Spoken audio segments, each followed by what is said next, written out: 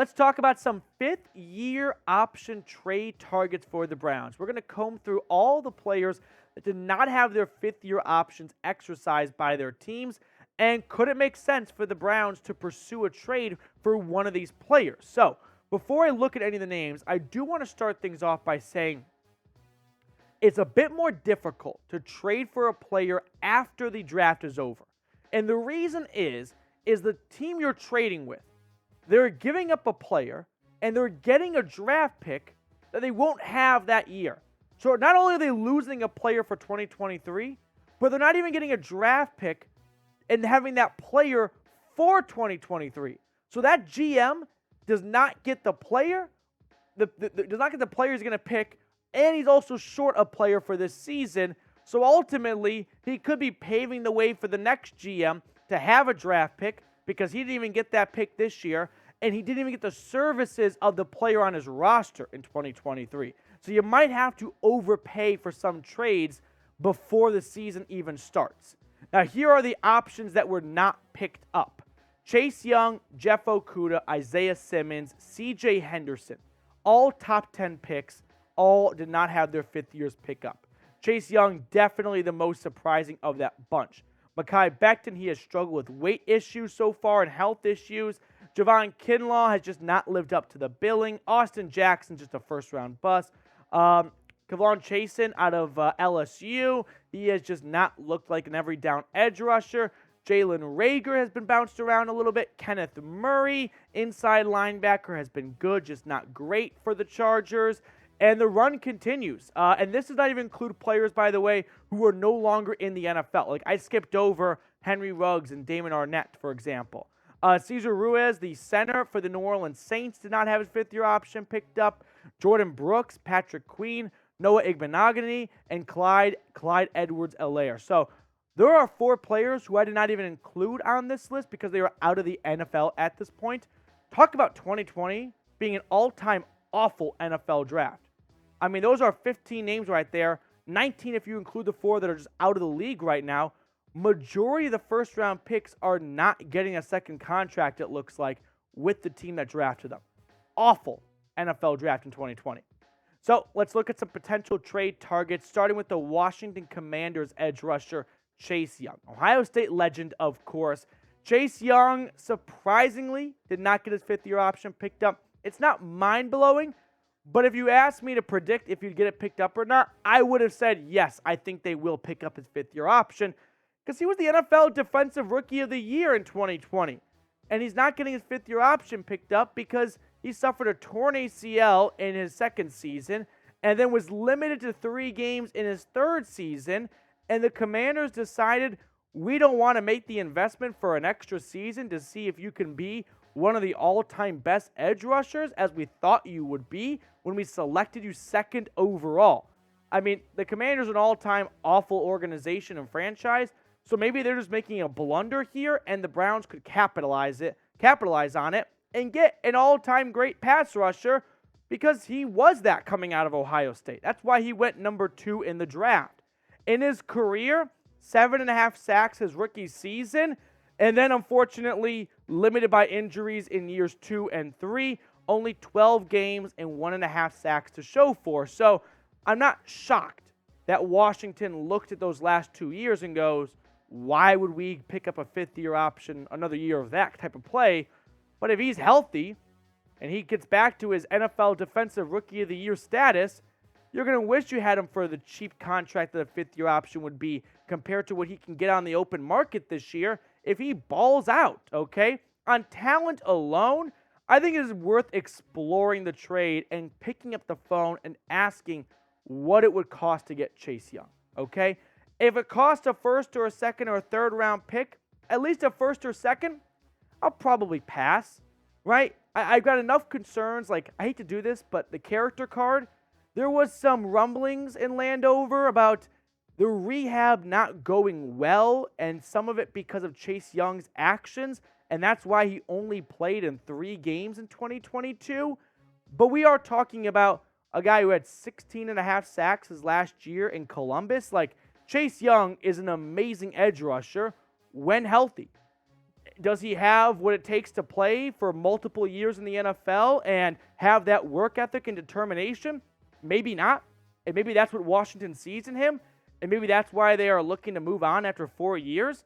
But if the Browns think that the Commanders are just fumbling this bag here and they can get the second overall pick for a third or a fourth round pick, why wouldn't you at least explore that trade? So you let me know.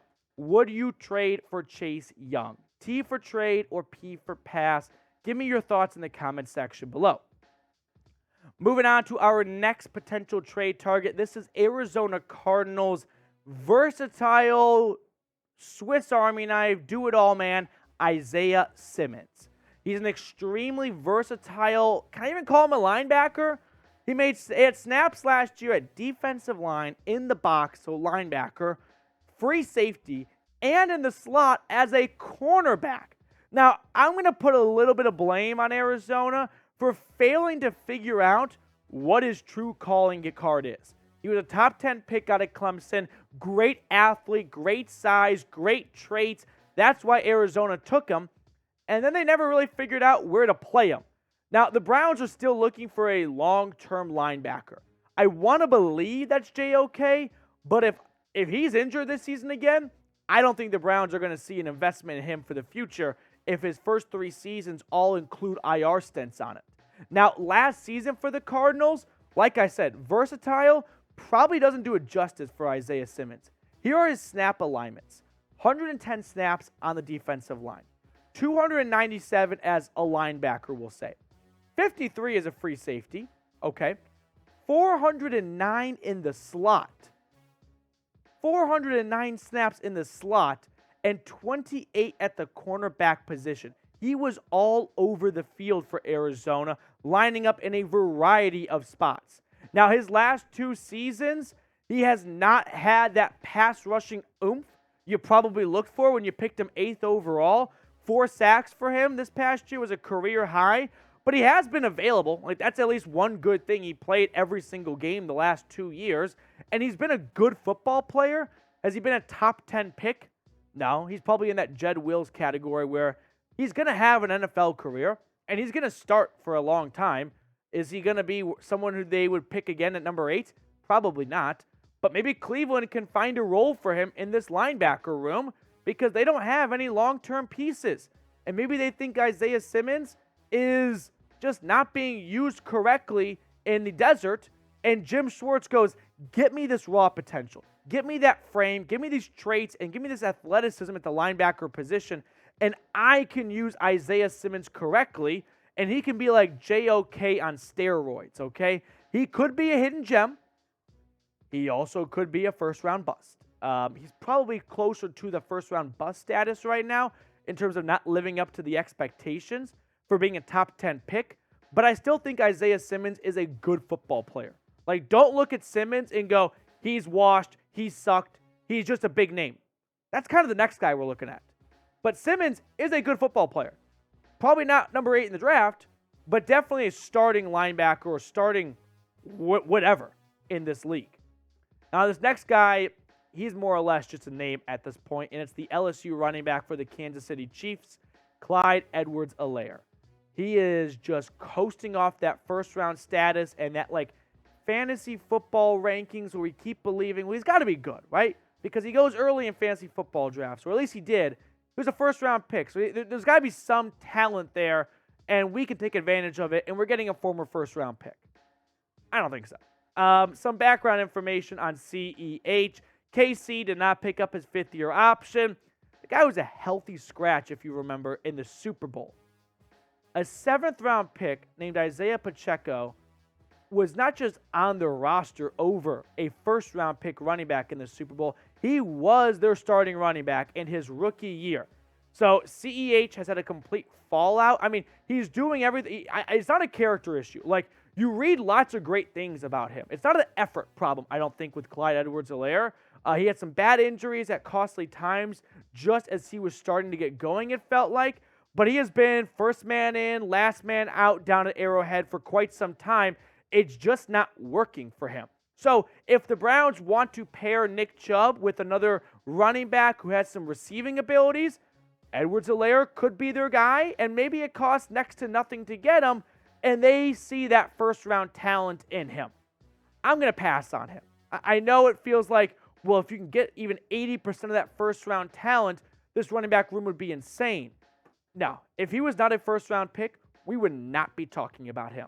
And if you watched the Chiefs last year, you watched him play a lot last season, at no point did you probably think in October, I want him in Cleveland.